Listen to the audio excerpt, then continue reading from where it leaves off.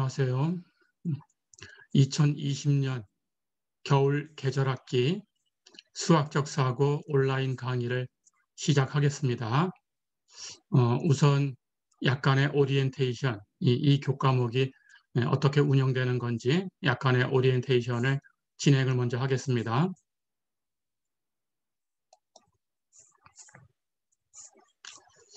우선 강의 계획서 그리고 교과 운영 계획은 제 블로그에다가 올려놓았습니다.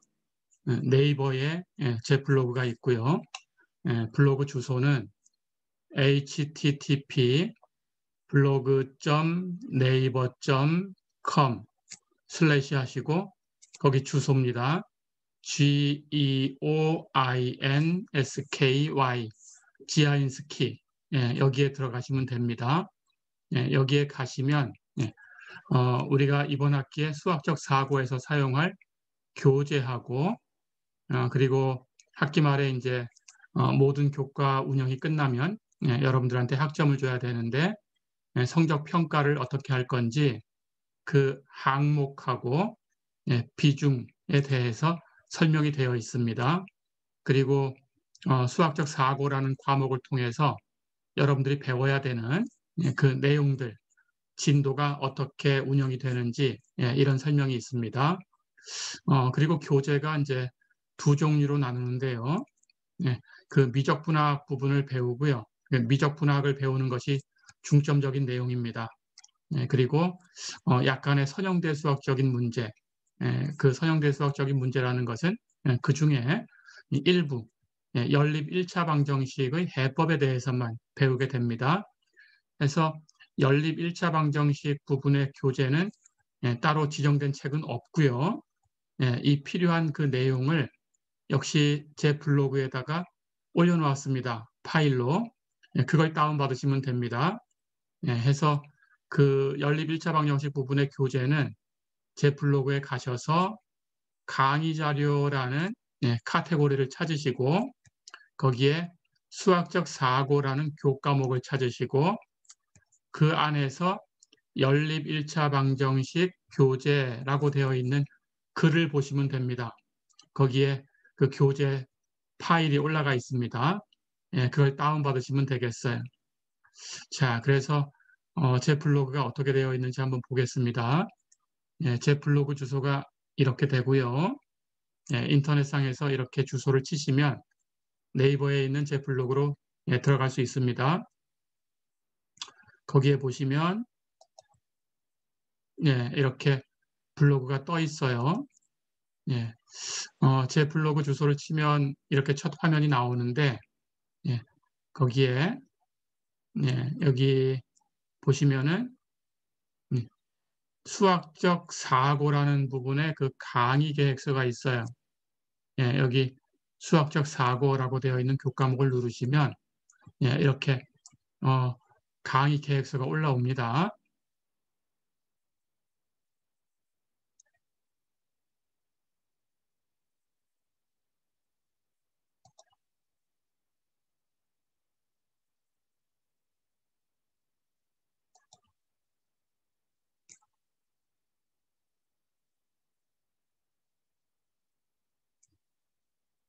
여기 강의 계획서라는 부분에서 수학적 사고 이렇게 교과목을 치시면 여기 2020년 겨울학기 수학적 사고 강의 계획서라는 글이 보입니다. 여기에 보면 강의 계획서가 있고요.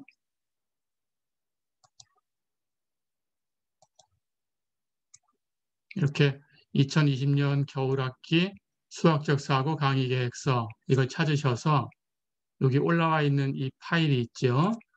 PDF 파일로 이렇게 올려놨습니다. 2020년 겨울학기 수학적 사고 강의 계획서라는 제목의 PDF 파일이죠. 여기를 누르시면 다운받을 수 있어요. 그걸 누르면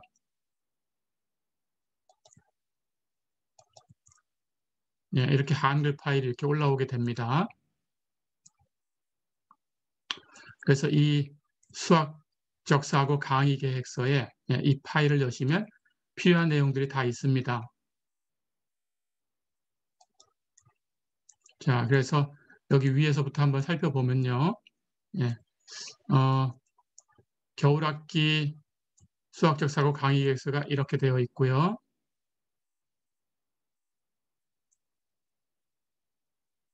예, 여러분들이 이렇게 내려가 보시면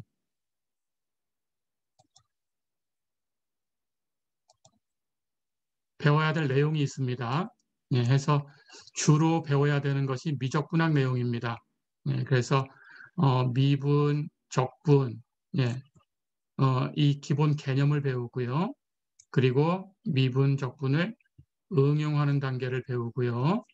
예, 그 후에 이제 테일러 급수를 배웁니다. 무한급수. 해서 무한급수를 배우고 거기까지가 이제 미적분의 내용이고요. 그걸 다 배우고 나면 가우스 소거법에 대해서 배웁니다. 이 부분은 이제 연립1차 방정식의 해법입니다. 예, 해서 연립1차 방정식의 해법이 선형대 수학적인 방법으로 여러 가지가 있지만 우리가 배우는 것은 그 중에 일부 가우스 소거법에 대해서 가우스 조르단 소거법이라고 부르는데요. 그 부분에 대해서 배우게 됩니다. 그래서 내용은 그냥 연립1차 방정식의 해를 어떻게 구하는가라는 거다. 이렇게 생각하시면 되고요.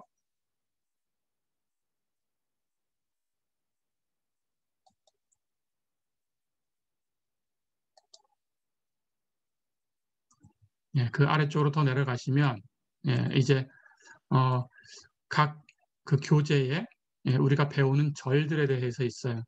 그래서 그 중에서 어떤 내용을 여러분들이 알아야 되는가라는 거지요. 이런 부분들이 이제 과제나 기말 시험을 통해서 테스트가 됩니다. 해서 미분 부분에 여러분들이 배워야 될 것들 여기 보시면 여기 이렇게 나와 있죠. 그리고 적분 부분에서 여러분들이 공부해야 되는 내용들 이렇게 나와 있습니다. 그리고 테일러 급수에서 여러분들이 알아야 되는 부분 여기 이렇게 나와 있죠. 그리고 연립 1차 방정식에서 여러분들이 알아야 되는 부분 이렇게 되어 있습니다. 이 부분들을 공부하시면 되고요.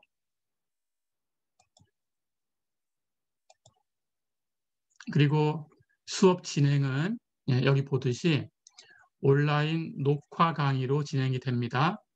해서 실시간 수업은 뭐 만약에 필요한 경우가 있다면 그 기말 시험 때 여러분들이 어떻게 그 기말 시험을 치러야 되는 건지 그 여러분들이 이제 온라인 시험을 치게 될 텐데요. 그 2학기와 마찬가지로 그럴 때 주의사항 같은 것들이 있어요. 여러분들이 벌써 1학기, 2학기를 이 코로나 상황 때문에 온라인으로 수업을 하고 있기 때문에 아마 이 시험 부분에 대해서는 다 알 거라고 생각이 되지만 혹시 주의사항이 필요하겠다 이런 생각이 들면 실시간 수업을 통해서 주의사항 얘기를 해줄 수는 있어요. 그런데 뭐 크게 필요하지 않다 그러면 실시간 수업은 없다 이렇게 생각하시면 됩니다. 해서 이번 겨울학기의 수업은 제가 영상을 녹화를 해 놓습니다. 해서 학교 EL 사이트에 올려놓을 거예요. 그걸 여러분들이 눌러서 그 영상으로 학습하시면 되고요. 올라와 있는 과제는 마찬가지로 온라인으로 제출하시면 되고요. 그리고 기말 시험도 아마도 온라인으로 역시 진행이 될 텐데 물론 코로나 상황에 따라서 달라질 수는 있습니다. 달라지게 되면 또 제가 공지를 할 겁니다. 그런데 지금 상황을 봐서는 아마 겨울 학기도 시험까지 다 온라인으로 진행이 되지 않을까 이렇게 생각이 됩니다. 해서 온라인으로 진행될 거다라고 우선 생각을 해두시면 되고요.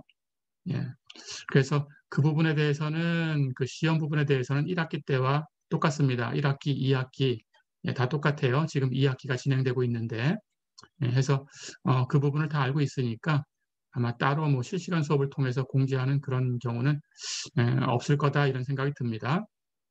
어쨌든 수업은 온라인 녹화 수업이다. 이렇게 생각하시고요. 그리고 교육 스케줄은 여기 이제 보듯이 여기 필요한 절들이 있습니다. 그 첫 번째 그 미적분학 교재에 보면 스튜어트의 책으로 쓰는데요. 거기서 2장 2절부터 나갑니다. 그래서 함수의 극한부터 얘기를 할 텐데 극한 부분은 많이 얘기 안 하고요. 2장 2절, 3절 이 정도 기본적으로 극한을 어떻게 계산하는가라는 것에 대한 설명을 하면 바로 미분 얘기로 들어갑니다. 그래서 2장 7절 미분계수와 변화율부터 시작이 되고요.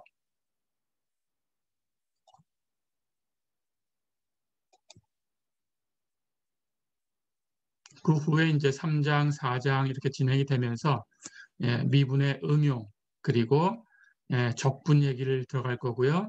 또 적분의 응용 이렇게 할 거고요.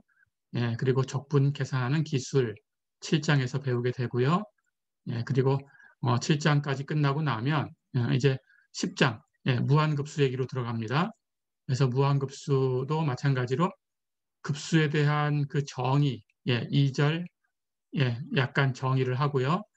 필요한 부분은 이제 8절부터 몇 급수, 몇 급수를 가지고 이제 우리가 실제로 상수급수로 되어 있는 부분의 그 합을 어떻게 구할 건가라는 것을 몇 급수, 함수인 것처럼 바꿔서 함수급수, 그것처럼 바꿔서 물론 여기서 사용하는 함수라는 것은 다항함수예요. 어렵지 않은 함수입니다. 해서 그걸 가지고 공식을 만들어내고 그걸 이용해서 상수로 된 급수의 그 값을 수렴한다면 그 값을 구해나가는 방법 이런 것들을 배우게 됩니다. 그래서 급수까지 배우고 나면 이제 그 연립 1차 방정식에 대한 그 블로그에 올려놓은 그 교재를 가지고 1장 2절, 3절 정도 그 가우스 조르당 소거법이 뭔가 어떻게 해를 구하는 건가 이 정도 설명 이 정도 배우고 이번 학기를 마치게 됩니다. 그래서 내용은 이 정도다라고 생각하면 됩니다. 미분, 적분, 급수, 그리고 연립 1차 방정식 이렇게 4가지 내용에 대해서 배우게 됩니다. 기본적인 개념과 응용에 대해서 이 정도 배우겠습니다. 자, 그리고 나면 이제 한 학기가 다 끝나고 나면 이 겨울 계절 학기가 끝나고 나면 여러분들 학점을 이제 부여해야 될 텐데요. 그 성적 평가를 이렇게 할 겁니다.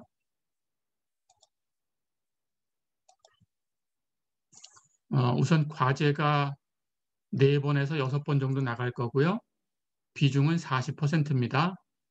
중간 시험은 따로 없고요. 과제는 다 채점이 됩니다. 그래서 중간 시험 부분을 과제로 대신하고 있다라고 생각하면 됩니다. 그리고 시험은 기말 시험이 하나 있습니다. 한꺼번에 치는 시험은 기말 시험이고요. 이것도 비중이 40%입니다. 그리고 출석이 20%고요. 출석은 제가 온라인에 올려놓은 그 학습 영상을 여러분들이 기간에 맞춰서 보시면 됩니다.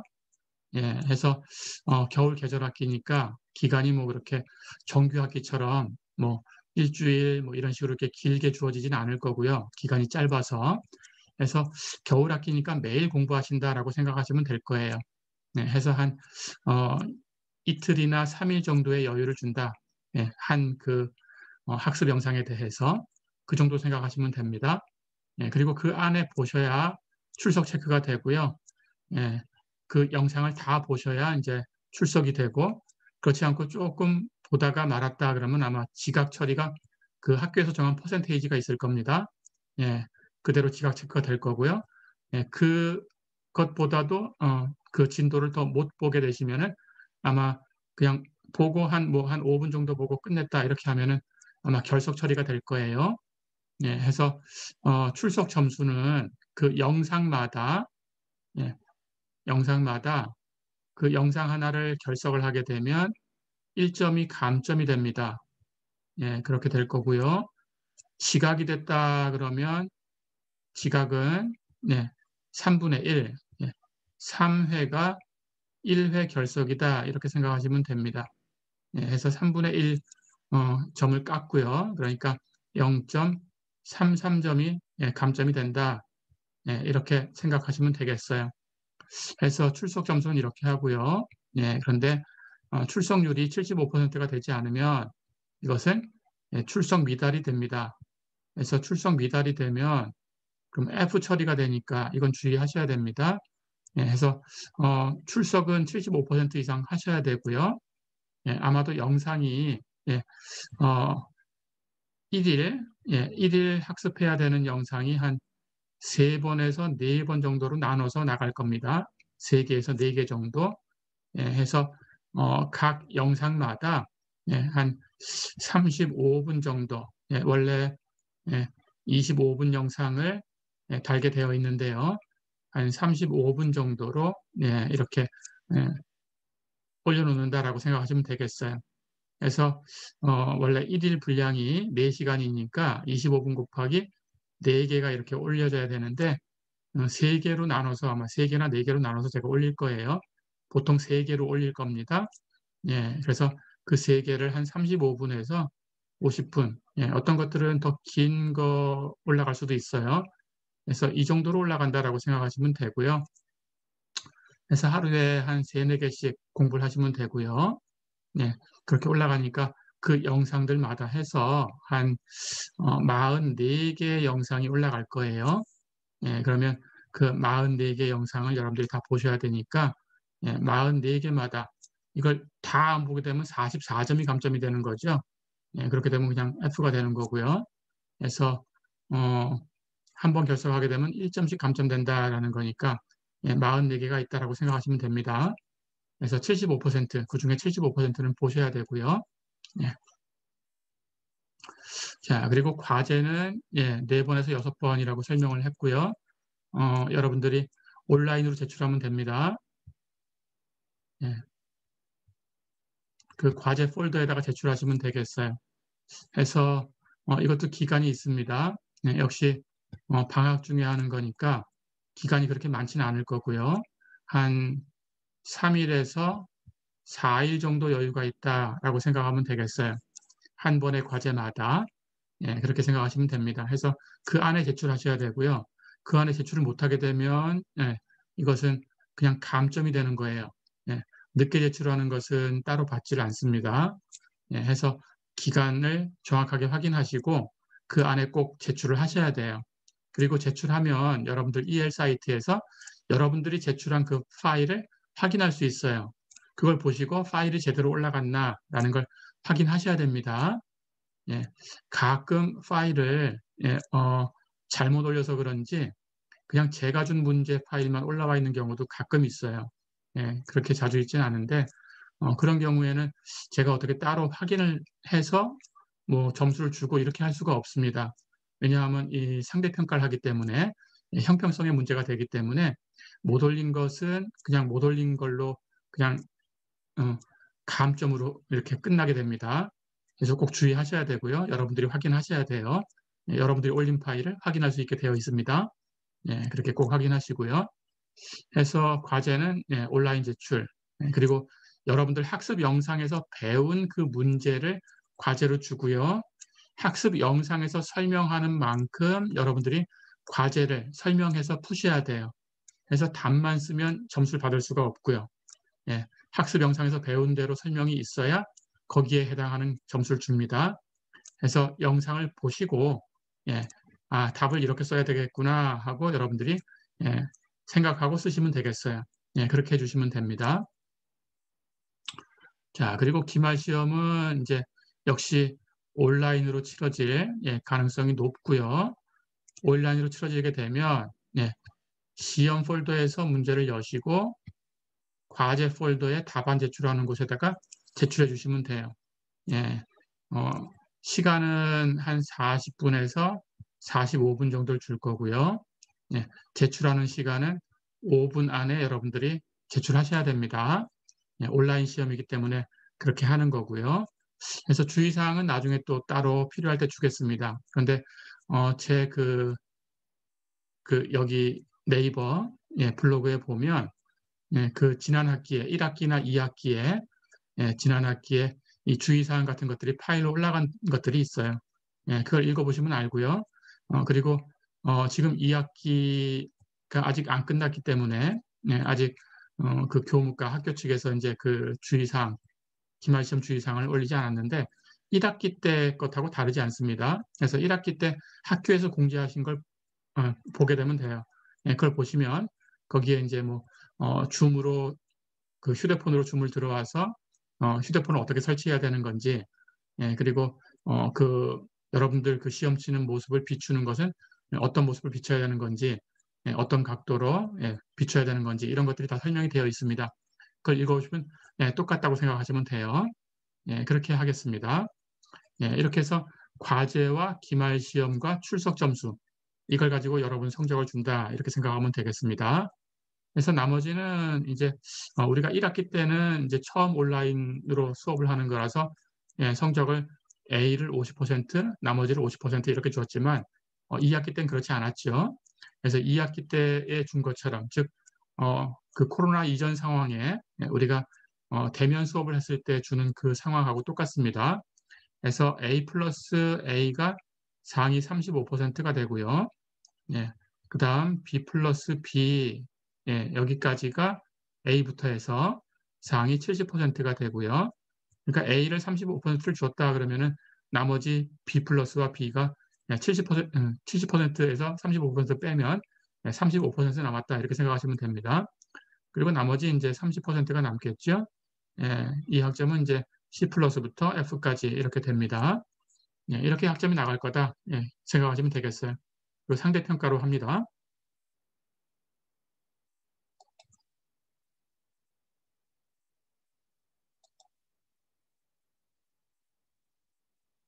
예, 그리고 과제평가는 채점을 하고요. 예, 채점하는 것은 여기 기본적인 설명을 써놨는데 예, 어쨌든 답만 쓴 것은 점수가 없다. 예, 그리고 설명이 잘 되어 있어야 된다라고 생각하면 되고요. 그 설명은 학습 영상에서 여러분들이 공부하신 그런 설명으로 보시면 되겠습니다. 예, 이렇게. 자, 이렇게 해서 이제 한 학기를 예, 마치게 될 겁니다. 예, 그래서 학습 영상을 여러분들이 보시고 공부하시면 되겠어요. 예, 그렇게 하면 되겠습니다.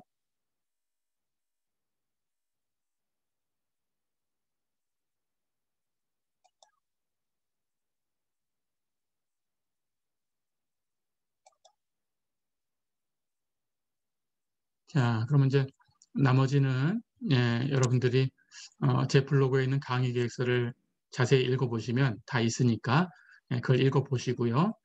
예, 오리엔테이션은 이 정도를 하겠습니다. 자, 그러면 이제 수업 진행을 할게요.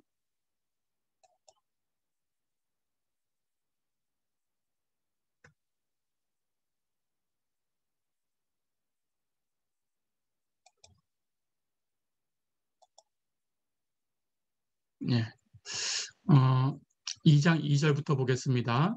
예, 2장 2절 예, 함수의 극한.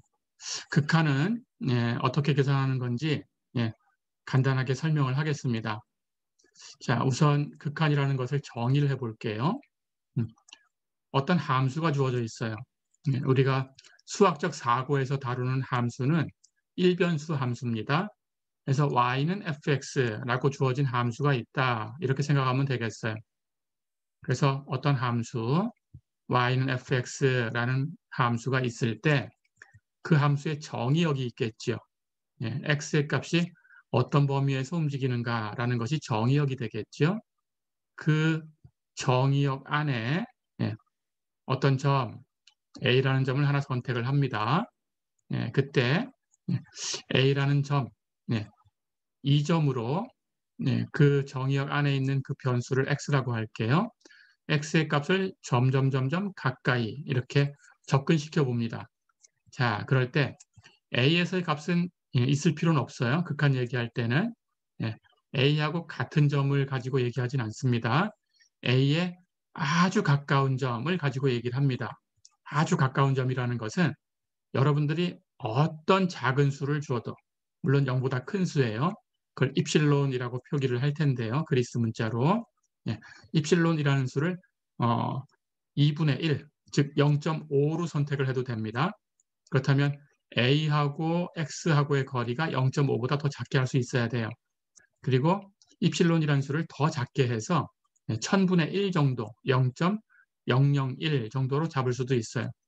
그래도 A하고 X 사이의 거리가 0.001보다 작게 되는 X를 선택을 할 수 있다. 그런 뜻입니다. 계속 X의 값이 A로 가까이 가고 있는 중이에요.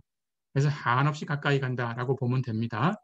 어떤 수를 제시해도 거기서 멈추진 않고 그것보다 더 작은 X의 값을 계속 선택하고 있다. 이렇게 생각을 해주면 되겠어요. 그래서 그렇게 선택하는 것을 우리가 A에 충분히 가까운 X를 선택한다라고 얘기를 합니다. 자, 그럴 때 x의 값이 a라는 값에 충분히 가까이 가면 a하고 같을 필요는 없다고 했어요. 다시 한번 강조를 합니다. 예, 그렇게 선택을 하면 그때 그 x에 대해서 fx의 함수값이 있겠죠. 그 fx의 값이 어떤 수 l이라는 수에 계속 가까이 가고 있다면 그런 상황을 우리는 기호로 이렇게 쓰고요. 읽을 때에는 리미트 x가 a로 접근할 때 fx는 l이다. 이렇게 읽으시면 됩니다. 리미트 x가 a로 갈 때 fx는 l이다. 예, 이렇게 읽으시면 되겠어요. 예, 이런 기호로 쓰고 우리는 x가 a에 접근할 때 fx의 극한은 l이다. 이렇게 얘기를 합니다.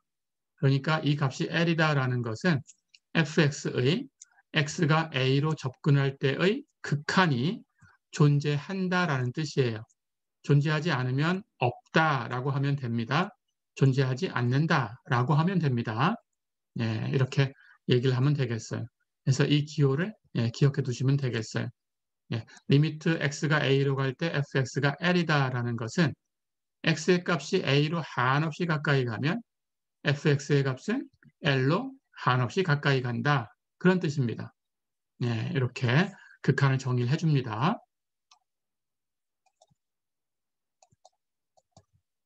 자, 해서 우리는 이런 극한을 계산을 해야 되는데요.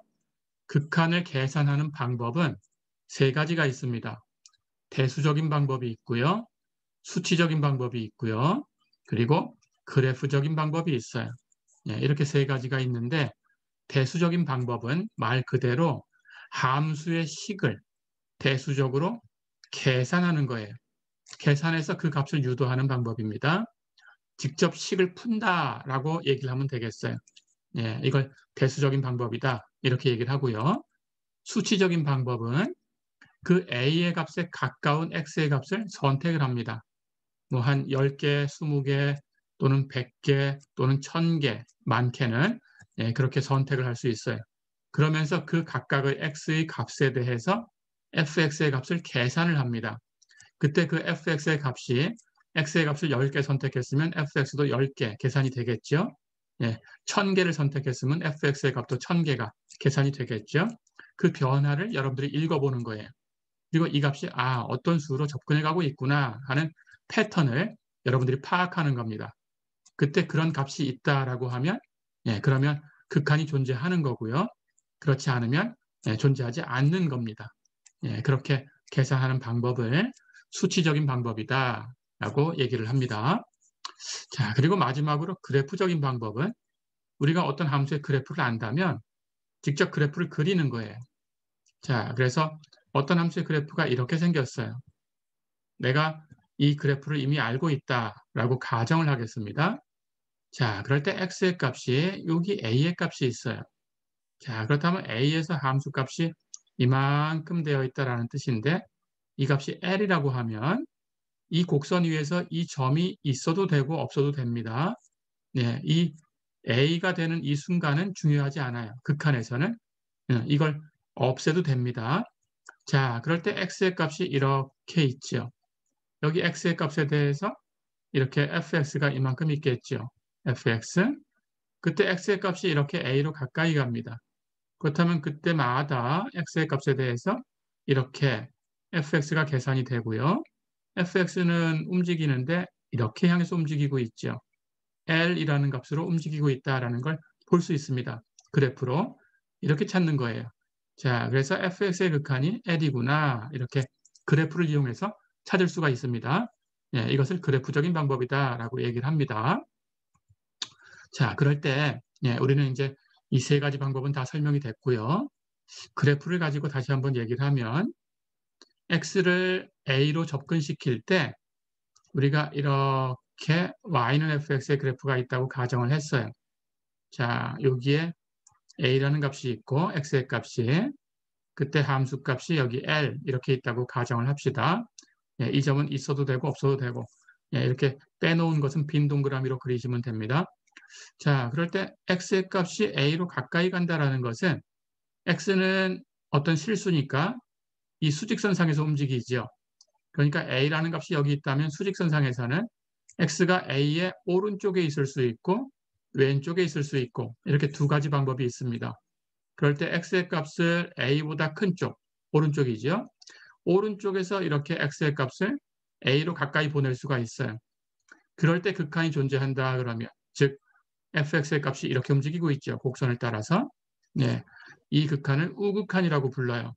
그래서 이 우극한을 리미트 x가 a보다 큰 쪽에서 여기 a 위에다가 조그맣게 플러스 표기를 하면 a의 오른쪽, a보다 큰 값이다 라고 생각을 하면 됩니다. 예, 이렇게 쓰고 읽을 때는 x가 a보다 큰 쪽에서 a로 갈 때 또는 x가 a의 오른쪽에서 a로 갈 때 이렇게 읽으시면 됩니다. 예, 그때 fx가 l이다 이렇게 쓰시면 돼요. 마찬가지로 이 그림에서는 극한이 존재하니까 이렇게 x의 값이 a의 왼쪽에서 움직이면서 접근을 해도 a로 접근을 해도 그 값이 이렇게 있지요. 예, 이쪽 그래프의 아래쪽에서 이렇게 위로 올라가면서 l로 가까이 가는 그림이 보이죠. 예, 이 극한을 이제 좌극한이라고 불러요. 그리고 기호로는 리미트 여긴 플러스를 썼는데 마이너스로 쓰고요. 읽을 때는 x가 a의 왼쪽에서 a로 갈 때 또는 x가 a보다 작은 쪽에서 a로 갈 때 이렇게 읽으시면 됩니다. fx는 l이다 이렇게 쓰고요. a의 오른쪽에서 갈 때는 오른쪽이란 뜻으로 우극한, a의 왼쪽에서 갈 때는 왼쪽이란 뜻으로 좌극한 이렇게 얘기를 합니다. 그때 우극한이 존재하고 좌극한도 존재하고 그 존재하는 두 개의 값이 서로 같으면 이렇게 같은 값으로 가면 그때 극한이 있다라고 하고요. 예, 그리고 그 극한 표기로 리미트 x가 a로 접근할 때 fx는 l이다 이렇게 씁니다. 우극한이 존재해도 좌극한이 존재하지 않던지 예, 아니면 좌극한도 존재하는데 서로 다르던지 예, 이렇게 하면 극한은 없다라고 얘기를 합니다. 예, 우극한, 좌극한이 다 있어도 예, 존재하지 않는 경우를 보면 A가 이렇게 있을 때 자, 우극한은 이렇게 갈 수가 있어요. 그렇죠? 예, 여기 L1이라고 할까요? 근데 좌극한은 이렇게 갈 수가 있겠죠. 이 값을 L2라고 할까요? 우극한은 L1이지요. 그림상에서. 좌극한은 그림상에서 L2입니다. 둘 다 존재하지만 서로 다를 수 있어요. 이렇게 그래프가 끊겨 있으면. 그렇죠? 네, 그럴 때에는 극한이 존재하지 않는다라고 합니다. 하지만 우극한이 얼마냐라고 물어봤다면 L1, 좌극한이 얼마냐라고 물어봤다면 L2. 이렇게 각각의 값은 있어요. 네, 이렇게 대답하면 됩니다. 예, 해서 극한이라는 것은 예, 이렇게 세 가지 방법으로 계산하는 방법이 있다. 예, 이렇게 알아두시면 되겠어요. 그리고 좌극한, 우극한이 둘 다 존재하고 그 둘 다 존재하는 값이 서로 같을 때 우리는 극한이 있다. 이렇게 얘기한다. 예, 이렇게 알아두시면 되겠습니다.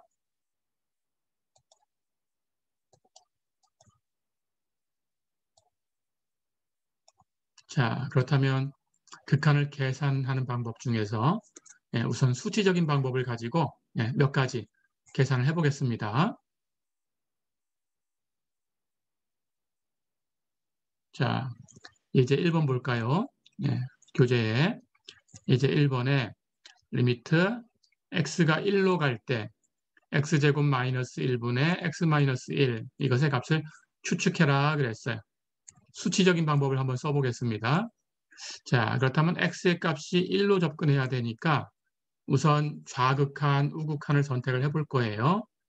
좌극한은 x의 값이 1보다 작을 때입니다. 우극한은 x의 값이 1보다 클 때죠. 그러면서 1로 접근해야 돼요. 그래서 우선 좌극한 1보다 작은 값을 1로 접근시키도록 몇 가지 선택을 해보겠습니다. 0.5부터 가볼까요? 0.5, 0.9, 0.99, 0.999, 0.9999. 자, 그렇다면 이 값은 1로 가까이 가고 있다라고 생각이 들지요. 그때 이 각각의 x값에 대해서 우리가 x제곱 마이너스 1분의 x 마이너스 1이라는 값을 계산을 하는 거예요. 자, 그래서 x가 0.5가 되면 0.5의 제곱 마이너스 1분의 0.5 마이너스 1 이렇게 계산을 한 겁니다. 그 값을 계산하면 0.666667 이렇게 나오네요. 0.9일 때도 똑같이 계산합니다. 0.9의 제곱 마이너스 1분의 0.9 마이너스 1 이걸 계산하면 0.526316 이렇게 나와요. 0.99도 마찬가지로 계산을 합니다. 똑같이 0.99의 제곱 마이너스 1분의 0.99 마이너스 1 이 패턴을 알 수 있겠죠. 그래서 계산하면 0.502513 이렇게 나왔어요. 0.99를 놓고 계산을 하면 0.500250 하고 나왔어요. 0.9999를 대입해서 계산을 해보니까 0.500025라고 나왔어요. 자, 그렇다면 이 뒤쪽에 1에 그래도 가깝다라고 생각되는 이 세 개의 수를 보면 패턴이 그때 함수 값의 변화가 0.50, 그 다음은 0.500, 그 다음은 0.5000 이렇게 가고 있네요. 자, 그렇다면 이걸 가지고 우리가 추측을 할 수 있죠. 이 수가 계속되면 0.5로 가까이 가겠구나 하는 걸 추측할 수 있어요. 자, 그래서 우리는 좌극한을 0.5다 이렇게 생각할 수 있습니다. 그래서 결과를 리미트 x가 1보다 작은 쪽에서 1로 갈 때 x제곱 마이너스 1분의 x 마이너스 1은 0.5다 이렇게 결론을 줄 수 있겠죠. 그렇죠? 자, 그럼 우극한도 한번 추측을 해봅니다. x가 1보다 큰 쪽에 있어요. 그러면서 1로 가까이 갈 거예요. 그래서 1.5를 먼저 선택을 해볼까요? 1.5, 1.1, 1.01, 1.001, 1.0001 이렇게 계속 가면 1로 가까이 가는구나 하는 게 보입니다. 자, 그럼 이것 가지고 역시 1.5부터 x제곱 마이너스 1분의 x 마이너스 1 하는 값을 계산할 거예요. 1.5의 제곱 마이너스 1분의 1.5 마이너스 1 계산하면 0.4가 됩니다. 1.1을 가지고 똑같은 값을 계산을 해요. 그러면 0.476190 이렇게 되고 1.01을 가지고 계산을 하면 0.497512 1.001을 가지고 계산을 하니까 0.499750 1.0001을 가지고 계산했을 때 0.499975 이렇게 나오네요. 역시 1에 가까운 이 세 개의 수를 살펴보면 fx의 변화의 패턴이 0.49, 0.499, 0.4999 이렇게 되고 있죠. 자, 그렇다면 이 값이 계속 진행되면 역시 0.5로 가까이 가구나 이렇게 생각할 수 있습니다. 그렇죠? 자, 그렇다면 이 표를 가지고 우리가 계산한 것을 가지고 이런 결론을 줄 수 있죠. 리미트 x가 1보다 큰 쪽에서 1로 갈 때 x제곱 마이너스 1분의 x 마이너스 1은 0.5다. 이렇게 추측할 수 있겠어요. 자, 그러면 이제 극한을 추측을 하는 거니까 좌극한과 우극한을 추측을 해봤더니 둘 다 0.5예요. 우극한도 0.5, 좌극한도 0.5였어요. 그렇다면 우리는 극한이 존재하는구나 하고 추측할 수 있습니다. 그래서 리미트 x가 1로 갈 때 x제곱 마이너스 1분의 x 마이너스 1은 0.5다. 이렇게 추측할 수 있겠죠. 그렇죠? 어렵지 않았죠? 이렇게 하는 것을 수치적인 방법이다 라고 얘기를 합니다. 그래서 수치적인 방법으로 추측을 해봐라 그러면 이렇게 하시면 되겠어요. a라는 값에 가까운 x의 값을 선택을 해서 그 각각의 x마다 fx를 여러분들이 계산해 보시고 그 fx가 어떻게 변하는지 패턴을 보시고 접근하는 수가 있는지 없는지 그걸 가지고 결정하시면 되겠습니다.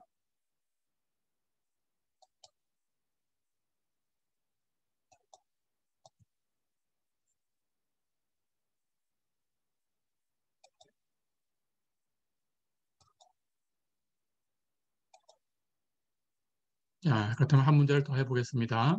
이제 3번 볼까요? 리미트 x가 0으로 갈 때 x분의 sin x 이 극한 값을 추측해라 그랬어요. 역시 수치적인 방법으로 추측을 해보겠습니다. x가 0으로 간다 그랬으니까 우선 왼쪽부터 0에 가까이 있는 수를 선택을 해서 0으로 보낼 거예요. 마이너스 1부터 가볼까요? 마이너스 1, 마이너스 0.5, 마이너스 0.1, 마이너스 0.01, 마이너스 0.001 이렇게 가면 계속 진행되면 0으로 가까이 가는구나 하는 게 보입니다. 자, 그때 x분의 sin x를 계산할 거예요. 마이너스 1을 대입을 합니다. 예, 그러면 마이너스 1분의 sin 마이너스 1 이렇게 계산이 된 거죠. 그걸 계산하면 0.84147098 이렇게 나옵니다.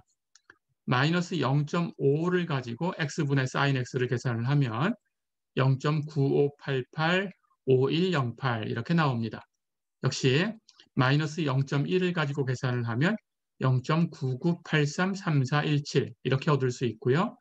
마이너스 0.01로 계산을 하면 0.99998333 이렇게 얻을 수 있고요. 마이너스 0.001을 가지고 계산을 해주면 0.99999983 이렇게 얻을 수 있어요. 자, 그렇다면 0에 가까운 수를 가지고 보면 0.99, 0.9999, 0.999999 이렇게. 자, 그렇다면 이 값이 1로 접근하는구나 하는 게 보이네요. 그렇죠? 그래서 우리는 이렇게 추측할 수 있습니다. 리미트 x가 0보다 작은 쪽에서 0으로 갈 때 x분의 sin x는 1이겠다. 이렇게 추측할 수 있죠. 그렇죠? 자, 그 다음 이제 우극한도 계산을 해봅니다. 예, 좌극한, 우극한이 둘 다 존재하고 같아야 극한이 존재하는 거니까 양쪽을 다 계산을 해보셔야 됩니다. 자, 그래서 우극한 x가 0보다 큰 쪽에서 0으로 보낼 거예요.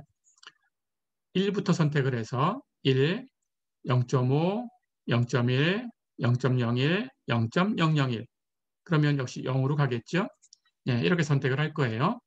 자, 그런데 이걸 이제 직접 계산해도 되는데 여러분들이 보면 sin x라는 함수는 기함수입니다. x 대신에 부호를 바꿔서 마이너스 x로 대입을 해주면 예, 그러면 기함수다라는 것은 그 함수 값의 부호가 바뀐다라는 뜻이에요. x도 마찬가지죠. 부호를 바꿔주면 전체 부호가 바뀌게 되죠. 둘 다 기함수니까 전체 함수는 x분의 sin x는 기함수분의 기함수, 우함수가 되겠죠. 자, 그래서 이 함수가 우함수다라는 거니까 x 대신에 마이너스 x를 대입했을 때 함수 값은 그냥 같은 값이다라는 걸 바로 알 수 있어요. 그래서 여기 보면 좌극한하고 비교하면 이렇게 마이너스 1을 1로, 마이너스 0.5를 0.5로 이렇게 각각 부호만 바꿔서 지금 계산을 해봤어요. 0으로 보내면서 이렇게 부호만 바꿔봤으니까 당연히 같은 값이 얻어지겠죠. 그래서 1.0을 대입했을 때도 같은 값 0.84147098 이렇게 얻을 수 있습니다. 마이너스 0.5도 같은 값, 마이너스 0.1도, 마이너스 0.01도, 마이너스 0.001도 똑같이 부호를 제거하고 플러스로 바꿨을 때 함수 값은 다 같은 값을 얻을 수 있어요. 그래서 1.0부터 해서 0.001까지 변화를 봤을 때 역시 0에 가까운 이 세 가지 수를 가지고 살펴보면 0.99, 0.9999, 0.999999 역시 1로 가까이 가고 있구나 하는 걸 알 수 있습니다. 그렇죠? 해서 우리가 이런 결론을 줄 수 있어요. 리미트 x가 0보다 큰 쪽에서 0으로 갈 때 x분의 sin x는 1이다. 이렇게 추측할 수 있습니다. 그렇죠? 예, 물론 이 부분을 대수적으로 계산하는 기술도 있어요. 시간이 된다면 여러분하고 같이 살펴볼 수 있습니다. 자, 그래서 이제 우리가 추측할 수 있죠. 결론은 우극한, 좌극한을 추측을 해보니까 수치적인 방법으로 x의 값을 직접 선택을 해서 fx에다가 대입하고 fx를 계산하고 그렇게 해보니까 우극한, 좌극한이 둘 다 1이었어요. 같은 값이었으니까 그렇다면 우리는 리미트 x가 0으로 갈 때 x분의 sin x는 1이다라고 추측할 수 있겠죠. 실제도 그렇습니다. 1입니다. 그리고 이 결과는 나중에 쓸 테니까 기억을 해두시면 되겠어요. 자, 그래서 우리는 이렇게 추측한 결과를 얻었어요. 리미트 x가 0으로 갈 때 x분의 sin x는 1이다. 이렇게 기억해 두시면 되겠습니다.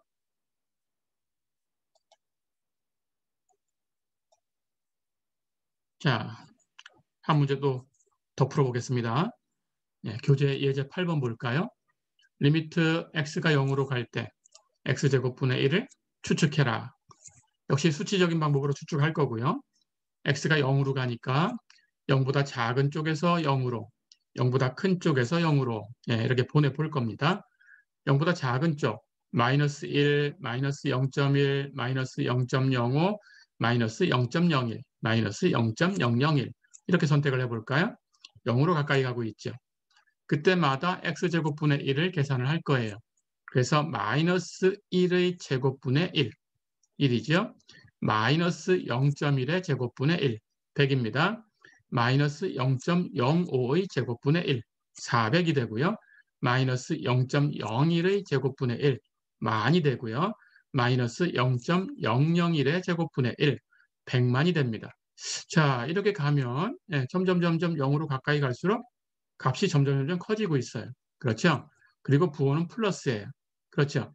자, 그렇다면 이런 상황을 우리가 이 값은 플러스 무한대로 접근해 가는구나 이렇게 얘기할 수 있어요. 예, 근데 무한대라는 것은 수가 아니기 때문에 발산하는 겁니다. 예, 값이 없다라는 뜻이에요. 그래서 무한대로 발산한다 이렇게 표현을 합니다. 자, 그러니까 우리가 추측한 것은 리미트 x가 0보다 작은 쪽에서 0으로 갈 때 x제곱분의 1은 무한대로 발산한다라는 거예요. 이런 기호로 사용을 합니다. 어렵지 않죠? 예, 실제 함수의 그래프를 보면 x제곱분의 1, x가 이렇게 0보다 큰 쪽, 작은 쪽에서 0으로 갈 텐데 이렇게 0보다 작은 쪽에서 이렇게 0으로 가더라도 x제곱분의 1, 이렇게 무한대로 가게 됩니다. 이런 그래프를 가지고 있어요. 그렇게 생각해 주시면 되겠어요. 자, 우극한도 역시 추측을 해볼 거고요. x가 0보다 큰 쪽에서 0으로 갑니다. 선택을 1.0, 0.1, 0.05, 0.01, 0.001 역시 부호만 바꿔봤어요. 자, 그렇다면 x제곱분의 1 하는 것도 x 대신에 마이너스 x, 부호를 바꿔서 대입해도 제곱을 했으니까 함수 값은 같겠죠. 자, 그렇다면 똑같은 값이 되니까 역시 이 함수도 우함수입니다. 그래프는 y축의 대칭이 되겠고요. 이렇게 생겼겠죠. 예, 해서 이 값하고 다 같은 값을 이렇게 얻을 수 있어요. 그렇죠? 예, 이렇게 같은 값으로 이렇게 얻을 수가 있습니다. 자, 그래서 역시 이 값은 계속 진행이 된다면 점점 0으로 가까이 간다면 fx는 무한대로 발산하는구나 하고 추측할 수 있습니다. 그렇죠? 자, 그래서 x가 0보다 큰 쪽에서 0으로 갈 때 x제곱분의 1 하는 것도 무한대로 발산한다. 이렇게 기호를 사용하시면 되겠어요. 자, 그런데 이 무한대라는 것은 값이 있진 않아요. 예, 그래서 리미트 x가 0보다 큰 쪽에서 0으로 갈 때 x제곱분의 1하고 이 값이 무한대로 발산한다는 의미예요. 리미트 x가 0보다 작은 쪽에서 0으로 갈 때 x제곱분의 1. 이 값도 무한대로 발산한다는 뜻입니다. 무한대로 발산하는 것이 같다라는 기호예요. 값으로는 같은 게 아닙니다. 그래서 이 두 개의 수를 같다라고 쓰면 안 되고요. 여기 같다라는 것은 무한대로 발산하는 그 상황이 같다. 그 패턴이 같다. 그런 뜻입니다. 둘 다 무한대로 발산하고 있다. 그런 의미입니다. 그렇게 사용한 겁니다. 자, 그래서 이 경우에는 어쨌든 왼쪽에서도 무한대로 오른쪽에서 무한대로 이렇게 발산하고 있으니까 우리는 그런 뜻으로 값이 있다는 뜻이 아니에요. 값은 없어요. 값이 있다는 뜻이 아니고 값은 없는데 어디로 가고 있다라는 뜻으로 리미트 x가 0으로 갈 때 x제곱분의 1은 무한대다. 이런 기호로 표현을 합니다. 이해됐죠? 이것이 값이 존재한다는 의미가 아니에요. 무한대라는 것은 수도 아닙니다. 이렇게 알고 있으면 되겠어요. 그래서 양쪽이 모두 무한대로 발산한다라는 뜻이다.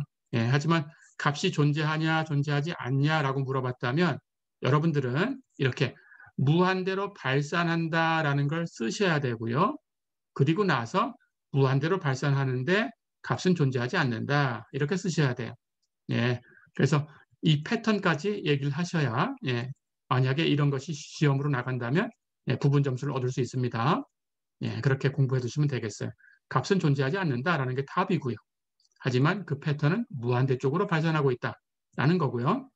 그렇게 알아두시면 되겠어요.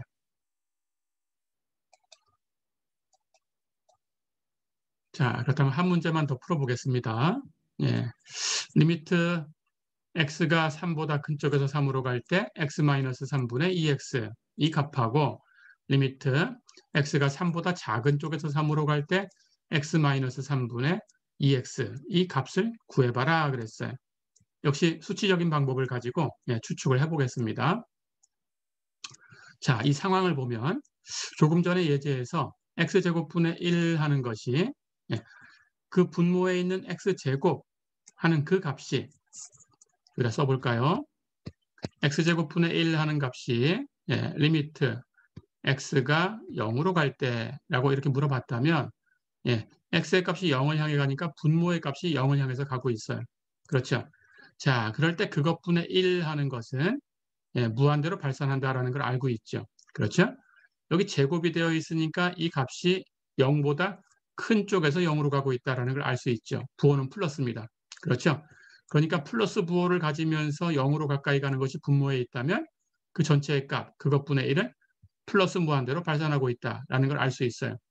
그러니까 만약에 x분의 1 하는 함수가 있어서 리미트 x가 0보다 작은 쪽에서 0으로 갈 때 이 극한이 있냐라고 물어봤다면 분모의 값은 0을 향해 가지만 부호는 마이너스예요.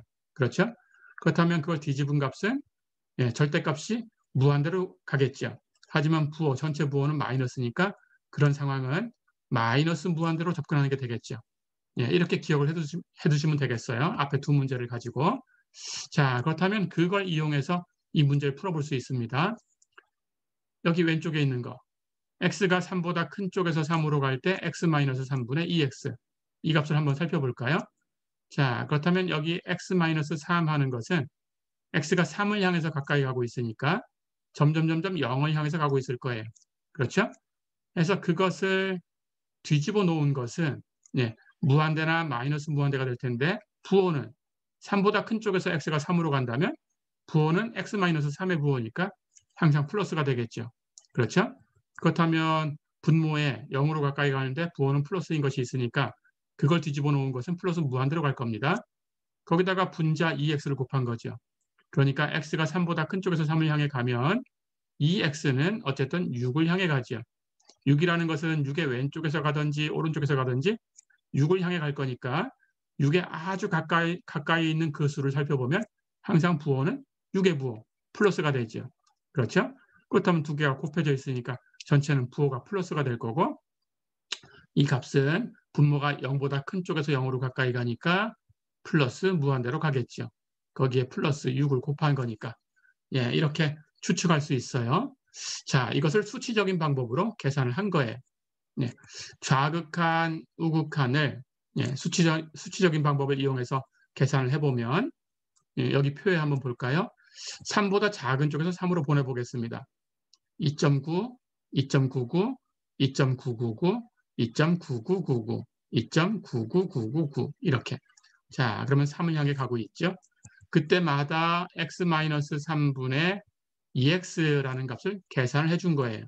그걸 계산하면 오른쪽에 보듯이 마이너스 58, 2.991 때는 마이너스 598, 2.999가 됐을 때는 마이너스 5998, 2.99991 때는 마이너스 59,998, 2.99999가 되었을 때는 마이너스 599,998 이렇게 되죠.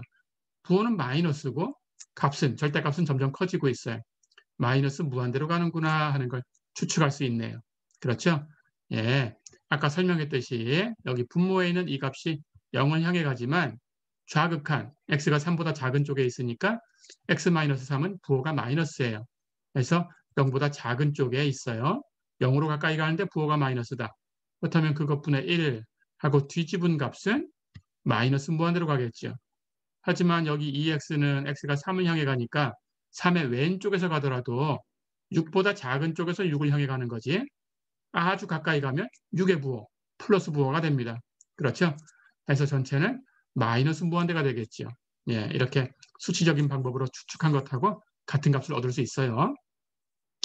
자, 그렇다면 역시 이제 수치적인 방법을 가지고 풀려고 하는 거니까 우극한을 살펴볼까요?